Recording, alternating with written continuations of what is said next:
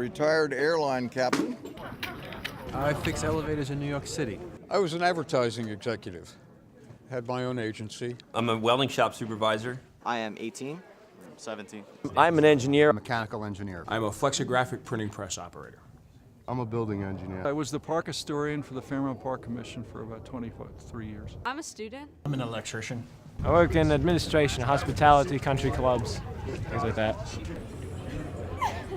Vater unser, der du bist im Himmel, dein Name werde geheiligt, dein Reich komme, dein Wille geschichte, im Himmel also auch auf Erden. So we can share the Lord's Prayer in the proper language. Well, the character that I'm portraying today is a chaplain for the regular German army. It's my authentic square head. Real German. A friend of mine about 15 years ago said, you're so interested in military history, why don't you come out to a reenactment? You probably would like it. I came out, I really enjoy it, and I really enjoy being around other people who have a true interest in history. And you learn more and more about the war and the people who fought the war. You get a deeper appreciation for what happened during the war and how hard it was for people to live back then. Doing the reenacting at the man level, you're no longer talking about a general and a battle and all these big numbers. It's what did the man have to do? What did the man go through? What did he eat? What did he wear? How did he conduct his life during, some very trying times? The reenactors themselves are a great lot, and I made a lot of friends. They're all very intelligent people. They're really passionate about what they're into. The best part about this is getting a chance to actually talk to veterans who were part of this unit. We've met quite a few over the past years. Unfortunately, they're dying at an alarming rate, but that they're up there in years. But I've had the pleasure of meeting quite a few of the men who served in the 327th and the 101st Airborne Division, so I got a chance to learn from them firsthand what World War II was like for them, the good times and the bad. I've had a lot of relatives of veterans come up to me after we do an event like this and explain that they've never really heard their father or their uncles talk about their experiences, but when they came out to these events, it brought it out of them. So that's the enjoyment I get out of this, the veterans. I'm completely for the Allies because they were, of course, the good guys during the war. The Allies were outgunned and outclassed militarily by the Germans. The Germans were the best, and they had some of the best equipment out there. Thank God they couldn't produce enough of it. They're very intimidating, but it's all in acting, so they're not really Nazis. Respect. I like sickeningly sweet drink. It tastes good, yeah? Yeah, we'll get 3 or 4 guys from each unit to come out. Wunderbar.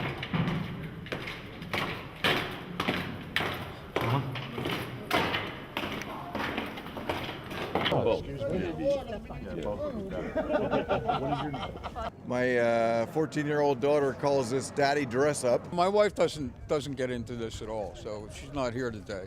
Like I was explaining to one of my building managers yesterday, he said, "What are you doing for the weekend?" And I said, "Well, I'm actually going to Pennsylvania to a Revolutionary War fort and dress up in World War II uniform." And he looked at me like, "Really? Oh, wow." A lot of them tell me that I should just give it up because I should start living in modern times. Yeah, but I'm me. I don't really care what they think. They call me the weekend warrior, but my father, who served in Vietnam, had 2 uncles who served in World War II, and I got an opportunity before they passed away to talk about their experiences. So yeah, it's kind of comical for them to see me put on the gear to go out and do this reenactment. But, it's all in fun. He started at 7. I like collecting guns, I like collecting uniforms and equipment, and get to use all that stuff. I'm into basically collecting stuff, but this is another outlet for collecting because it's like fun to wear the stuff that you bought instead of just putting it on a shelf and looking at it, Well, I first got into World War II after I learned about my Uncle Al and my grandpa being in the Battle of the Bulge and how he got a Purple Heart. But I've really been into it since 6th grade. You're pretending to be someone else. I think it's so fantastic to experience something not in your own time period. It's like you're a French civilian watching the battle, thinking oh my gosh, are the Nazis going to come back, or are we going to be liberated? You're never done learning. Every day you come out here, you talk to somebody, you talk to the veterans, especially. You're fortunate enough to have some of the veterans still alive from the Second World War.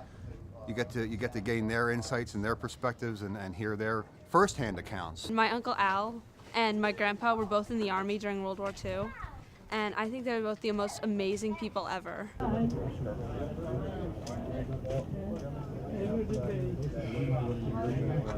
The shoes, the dress, and the coat are all vintage. There are people who no, they didn't have that many buttons, or that's the wrong stitch count or the wrong color. There's people who just want to get out there and do it and hear the big noise. There's people who really get into character. There's people who focus on uniforms. We have our Trekkies. The chaplain I represent is an evangelical, a Lutheran chaplain. And my wife goes, well, why do you want to be German? I said, well, the Americans have to have somebody to shoot at. It is fun being the bad guy. It really is. I enjoy being the bad guy. I think I'm very good at it. And it's pretty hard. We're always outnumbered. We always lose, but we have the best party afterwards. It really is like a sort of a father something, but like it's not like he drags me here. If I slide down, it's less likely that I'll mash myself on my pouches or this, you know. So usually if I go down, it's sort of like that.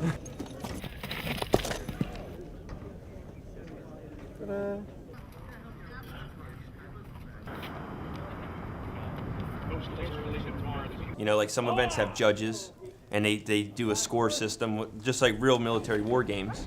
And at the end of the day, you know, they count up all the points, you know, for hits, and you took this objective or that objective, and the judges will call, you know, they'll call dead on this unit, or, you know.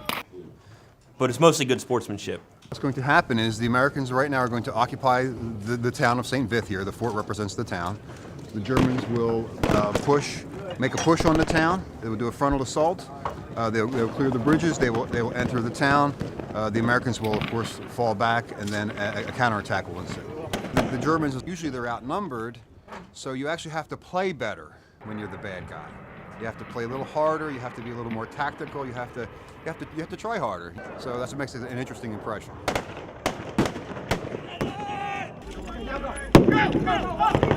I've never been shot, thank God. I've never lost a limb. I've never frozen to death. I've never had to starve. So there's nothing could simulate the actual sensation of combat. But what we try to do is try to keep it as authentic looking as it can be. That's why we take cover, you know, as though there was actual danger. We try and stay low. There's nothing to compare to combat. I mean, this doesn't even come close. Well, definitely the blood and the injury and the pain, that's certainly something that's not part of this reenactment, thank goodness. The stakes are not as high. When you're in the middle of something like this, there are moments that give you maybe just a flash of the experience, or just a moment of the experience of some of these guys, some of the terror, when the guns are firing, you have troops coming in and making a mad dash towards you. You get the understanding or the experience that some of these guys might have had, the fear. But then, you know, reality comes back, and you say, no, this is just for fun.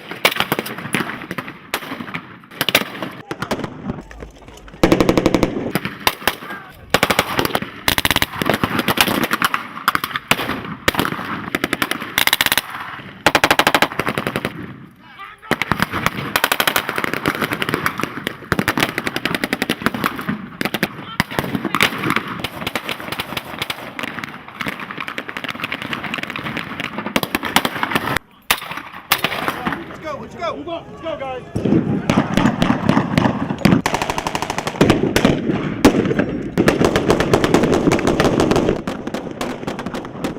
Most reenactors are honorable, great guys out in the field. You know, they take their hits, pull their helmet off, play dead for a little while, and get back up and go back and play. Yeah.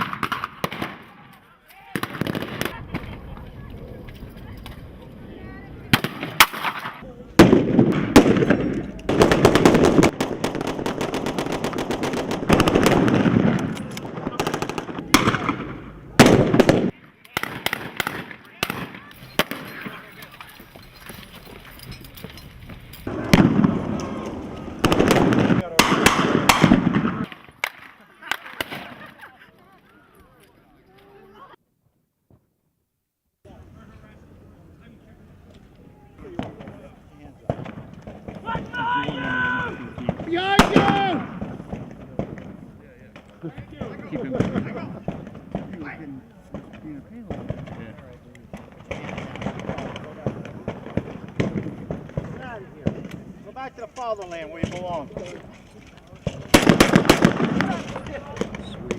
That's the best one we've had in a long time. There's no doubt about that. You know, people ask me, why do you want to do this? Well, think Boy Scouts with better uniforms, automatic weapons, and beer, and no adult supervision. Have a good day. That's great.